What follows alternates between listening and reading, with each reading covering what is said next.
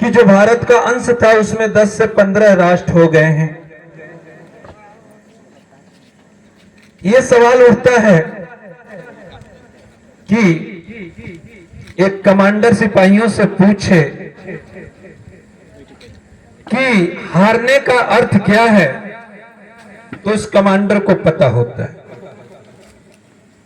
कहीं न कहीं उस कमांडर से जरूर चूक हुई होगी कि उसकी सेनाएं हार गई। सेलुकस जब चढ़ा होगा इस धरती पर, तो वो सिकंदर से, हारे हुए सिकंदर से शिक्षा नहीं लिया था। हम अखंड भारत की परिकल्पना करते हैं और हमारे संविधान निर्माता भी जो अशोक स्तंभ को राष्ट्र चिन्ह के रूप में रखा, वही उसकी परिकल्पना थी कि आज हमारे ही 15-12 राष्ट्रों में विभक्त हैं। एक दिन आएगा कि कंबोडिया भी हम में भी होगा, इंडोनेशिया इसी में भी होगा। वो अखंड जम्मू द्वीप, जम्मू का मतलब कुछ लोग जामुन का द्वीप कह देते हैं। जम्मू का मतलब होता है बहुत बड़ा, और इसे आज भी भारतीय प्रायद्वीप कहा जाता है। और इस भारतीय प्रायद्वीप की पुनः संरचना होनी चाहिए और होती भी रही है।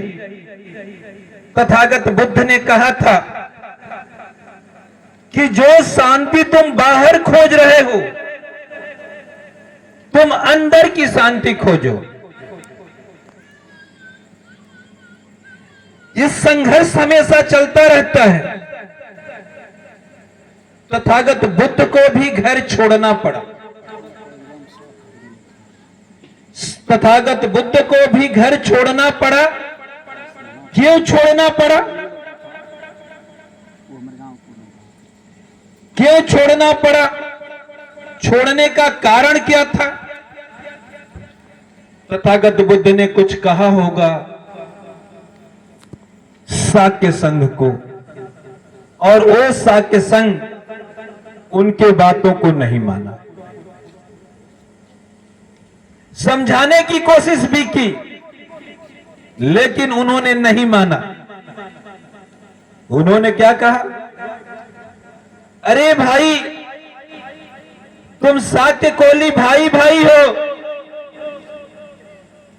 रोहिणी नदी में कितनी पानियां झर जाएंगी, लेकिन अगर तुम टूट जाओगे तो यह देश सदा सदा के लिए पराधीन हो जाएगा। तो हमेशा इतिहास गवाह है कि भाई भाई के बीच झगड़ा हुआ है।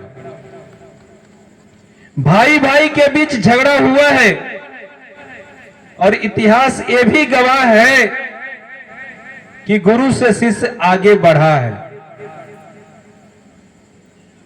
क्योंकि परिवर्तन ही संसार का नियम है, और हमें सोचना चाहिए और हमें भी अपनी चिंतन करना चाहिए कि अखंड भारत अगर नहीं बन पा रहा है तो मेरे अंदर क्या गलतियां, इसको भी देखना होगा। एक बात हमने कहा था, बुरा जो देखन मैं चला, बुरा न मिलिए कोई, जो दिल खो जाए अपना, मुझसे बुरा न कोई।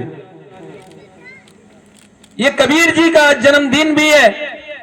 अन्यास उनकी पंक्तियां मेरे जुबान से आ गई कि जिस चीज को मैंने बुरा देखने की कोशिश किया,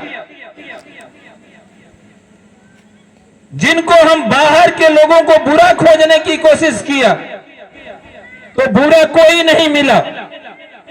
लेकिन जब अपने दिल को मैंने खोजा, तो मेरे अंदर ही इतनी बुराइयां थी।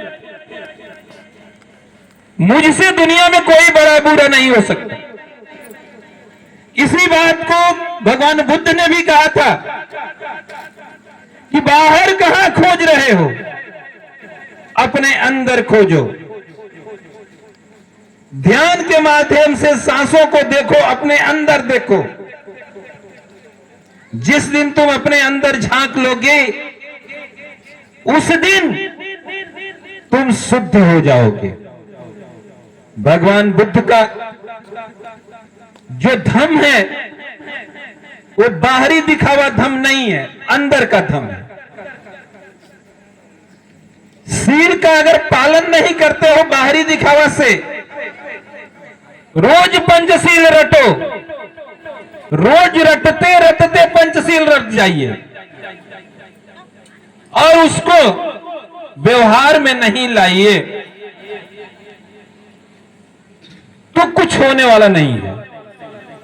सारे मिठाई का दाम जान जाइए कि रसमलाई 300 रुपया केजी, रसकदम 400 रुपया केजी, गुलजामुन 220 रुपया केजी।